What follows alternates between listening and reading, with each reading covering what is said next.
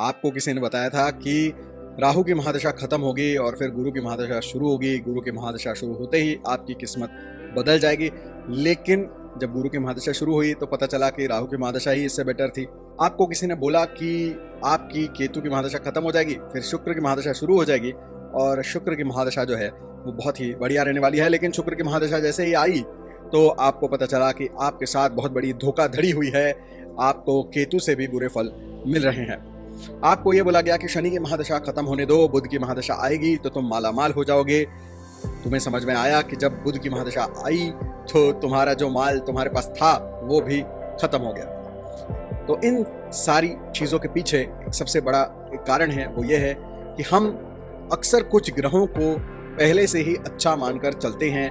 कुछ घर भी ऐसे होते हैं जो हम अच्छे मानकर चलते हैं, लेकिन ये होते हैं दगाबाज। और आज हम बात करने वाले हैं इन दगाबाज प्लैनेट्स की और इन दगाबाज घरों की, जो अच्छे घर और अच्छे ग्रह बनकर बैठे तो हैं, लेकिन आप उनके इंतज़ार में बैठे रहते हैं और जब आपकी बारी आती है तो वो घर और वो ग्रह आपसे मुकर जाते हैं और आपकी लंका लगाते हैं। तो आज का वीडियो करेगा उन घरों को और ग्रहों को एक्सपोज। तो वीडियो को बिना स्किप किए आखिर तक देखिए, क्योंकि आज का वीडियो आपको एक अलग दिशा दे सकता है।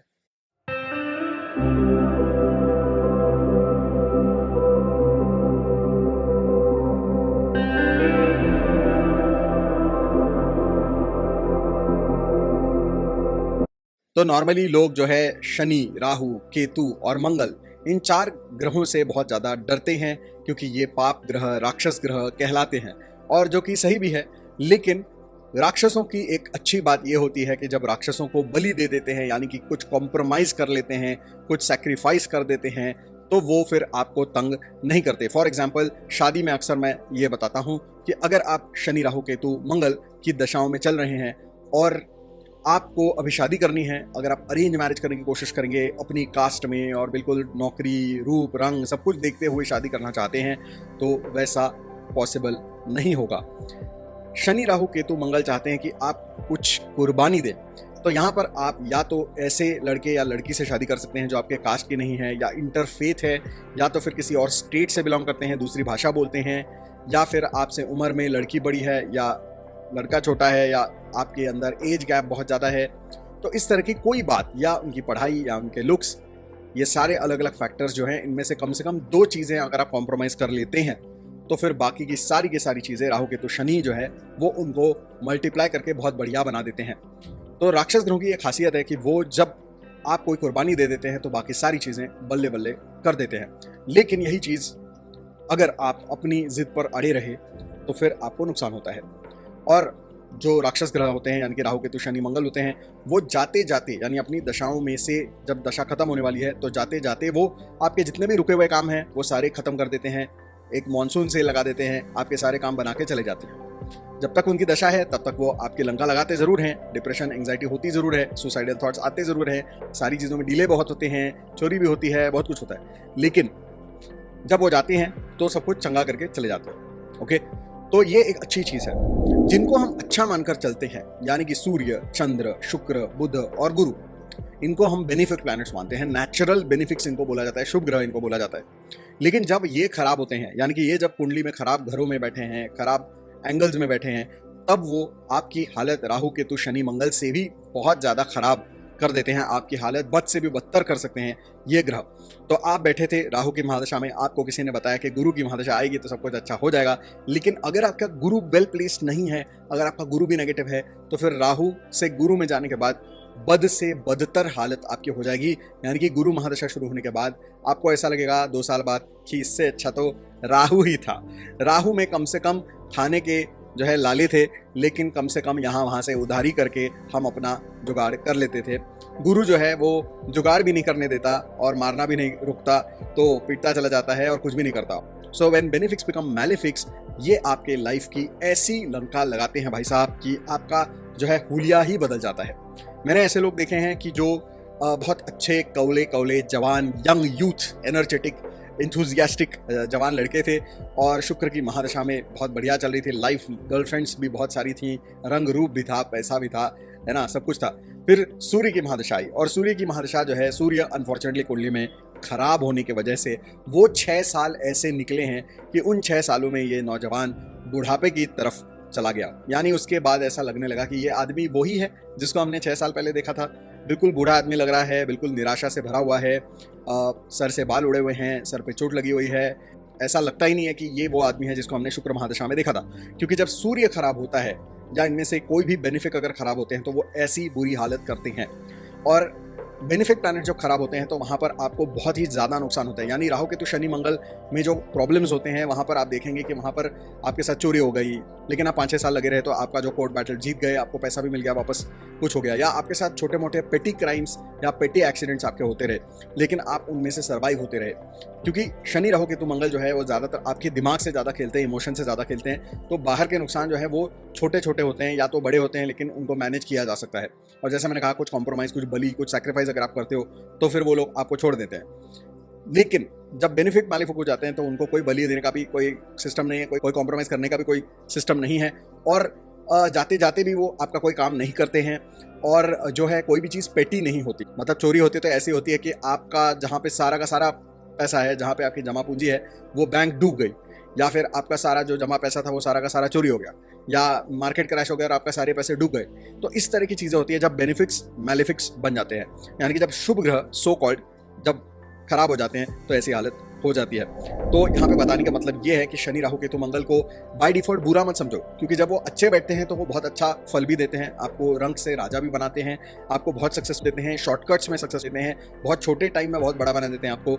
और आप जो है बिल्कुल एक किंग्स लाइफ आप जीते हैं जब राहु केतु शनि मंगल अच्छे होते हैं। लेकिन दूसरी तरफ जैसा मैंने कहा कि जो शुभ ग्रह हैं उनको भी आप बाय डिफॉल्ट शुभ मान के मत चलो, बिकॉज अगर वो बुरे बैठे हैं तो वो आपकी लाइफ राहु केतु शनि मंगल से भी खराब कर सकते हैं। तो कोई भी ग्रह जो है वो बाय डिफॉल्ट अच्छा या बुरा नहीं होता। हर इंसान की कुंडली अलग, हर कुंडली में जो प्लैनेटरी पोजीशंस हैं उनको एनालाइज करना पड़ता है। तो आपको ग्रह देखने पड़ते हैं और उसके हिसाब से डिसाइड करना पड़ता है। तो कुछ ग्रह होते हैं जिनकी प्लेसमेंट के हिसाब से वो अच्छे बुरे होते हैं। दूसरा ये होता है कि कुछ ग्रह ऐसे होते हैं जो प्लेसमेंट में तो अच्छे हैं लेकिन अपनी दशाओं में खराब प्रभाव देते हैं। या कुछ ग्रह ऐसे होते हैं जो अच्छे प्लेसमेंट में हैं, फायदा भी बहुत करवा रहे हैं, लेकिन कुछ स्पेसिफिक एरियाज में आपको नुकसान पहुंचा सकते हैं। तो जरूरी नहीं है कि जो प्लैनेट हेल्थ के लिए अच्छा है वो पैसे के लिए भी अच्छा हो, पैसे के लिए अच्छा है वो परिवार के लिए अच्छा हो, परिवार के लिए जो अच्छा है जरूरी नहीं है कि वो आपके ट्रैवल्स के लिए अच्छा हो। कुछ नहीं बोल सकते।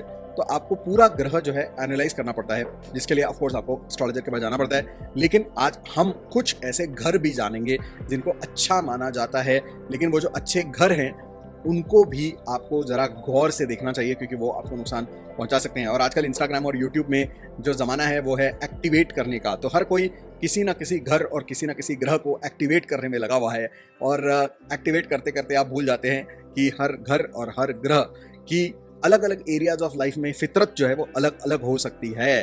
तो जो ग्रह आपको एक तरफ से पैसा देगा, धन देगा, पीसो देगा, वही ग्रह दूसरी तरफ आपके पीसेस कर सकता है। तो इसीलिए आपको ये ध्यान रखना पड़ता है। तो ग्रहों के साथ अब हम ये भी जानेंगे कि कौन से वो घर हैं जो अच्छे हाउसेस बन के बैठे हैं, लेकिन वो घर कुछ मामलों में आपको बहुत ज़्यादा तकलीफ दे सकते हैं। तो चलिए वो भी जानते हैं। तो वो घर कौन से हैं जो अच्छे बनकर बैठे हैं लेकिन आपको नुकसान पहुंचा सकते हैं? तो उनको बोलते हैं मारक स्थान, मारक हाउसेस। वो होते हैं house number 2 and house number 7। तो हाउस नंबर 2 परिवार का है, सेविंग्स का है, इनहेरिटेंस का है और ऐसी सारी चीज़ें जो अच्छी अच्छी हैं। और इसलिए बहुत सारे लोग फेसबुक और इंस्टाग्राम वाले जो है वो आपको अंगूठी पहना देते हैं फॉर सेकंड हाउस। या फिर 7th हाउस जो है वो पार्टनरशिप, बिजनेस पार्टनरशिप का है, फिर आपके मैरिज का भी है। तो इसलिए उसको शुभ माना जाता है और उसकी अंगूठियाँ आपको पहना दी जाती हैं।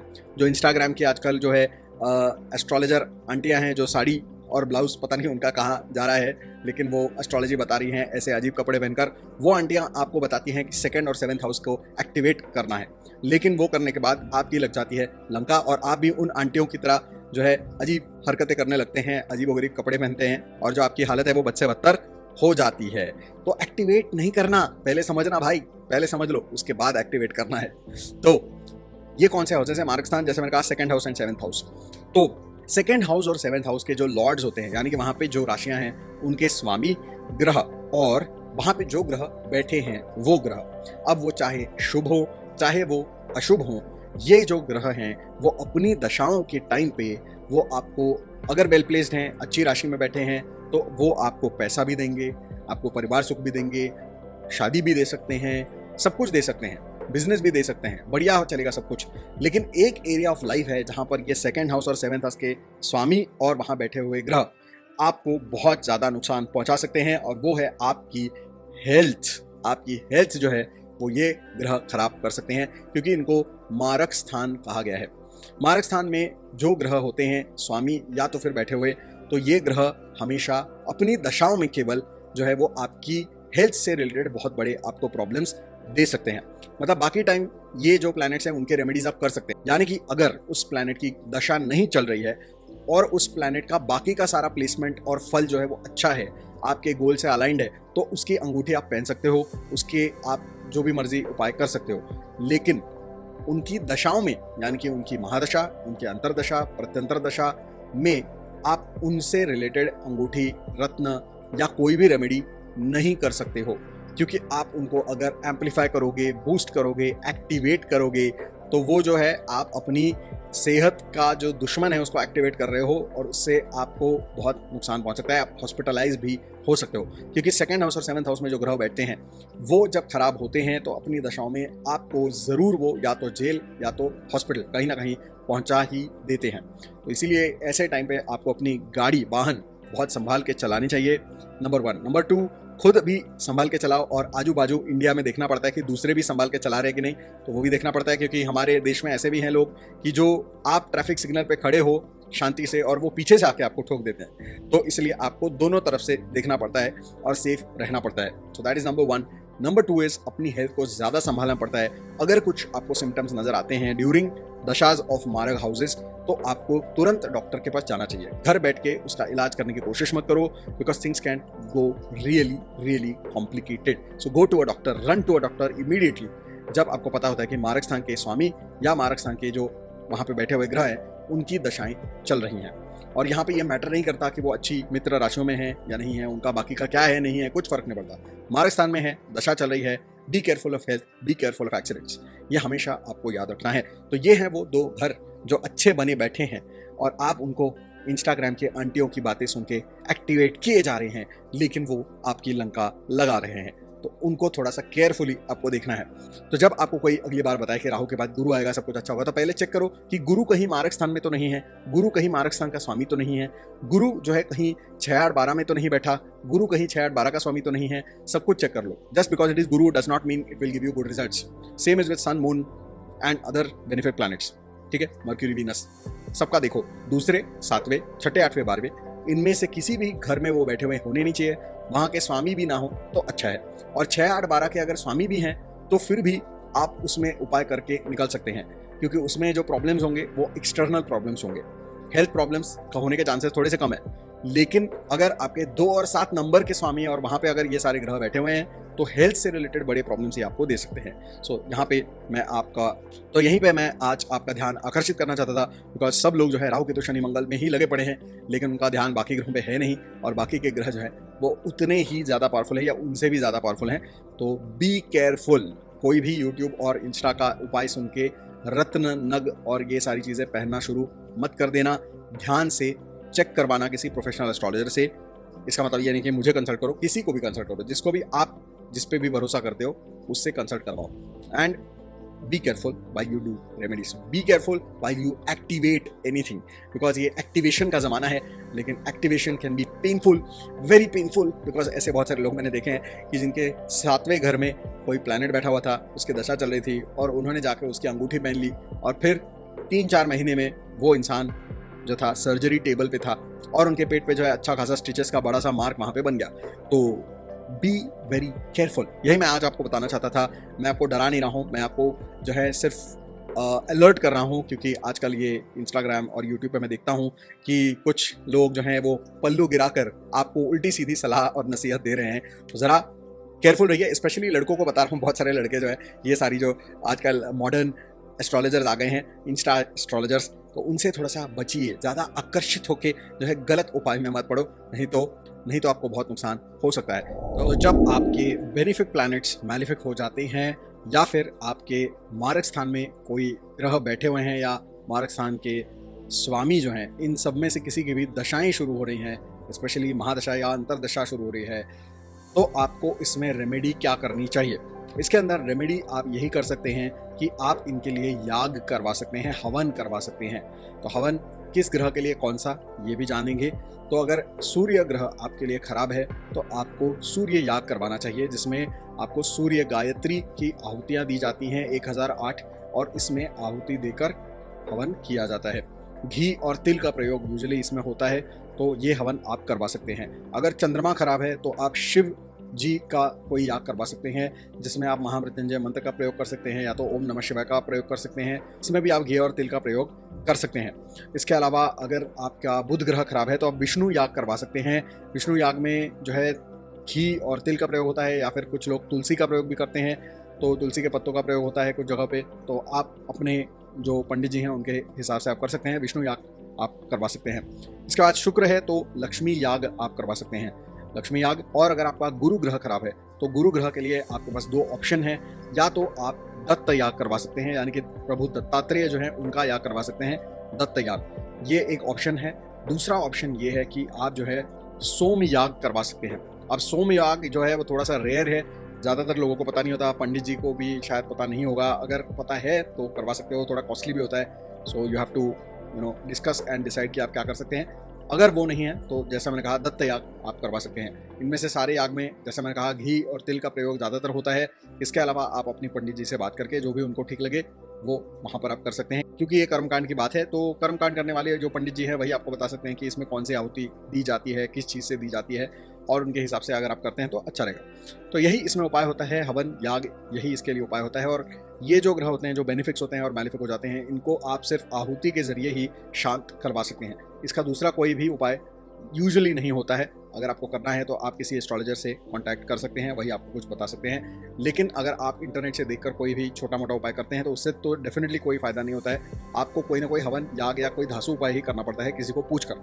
तो ये उपाय आप कर सकते हैं। तो यही था आज का video. Like this video, share this video, subscribe to my channel, press the bell icon and stay tuned to watch more such videos. अगर आप चैनल को ज्वाइन करना चाहते हैं, you are most welcome. Super thanks भेजना चाहते हैं, most welcome. iOS जिनके पास है, यानी कि आईपैड या आईफोन से अगर आप मेरा चैनल देख रहे हैं तो आपको हो सकता है कि ज्वाइन और मेंबरशिप बटन ना दिखे, तो आपको जो है ब्राउजर से मेरे चैनल को देखना है, वहाँ से आप मेरे चैनल का मेंबर बन सकते हैं। सो मैंने यूट्यूब के साथ इसके बारे में बातचीत की है और उनका ये कहना है कि कुछ ही दिनों में iOS यूट्यूब ऐप पे भी ज्वाइन बटन नजर आने वाला है या मेंबरशिप टैब दिखने वाला है। तो तब तक के लिए आपको ब्राउजर से दिखना पड़ेगा। Okay, so if you want to be a member you have to follow these steps. And चलिए मिलते हैं अगले एपिसोड में, तब तक के लिए may God bless you all.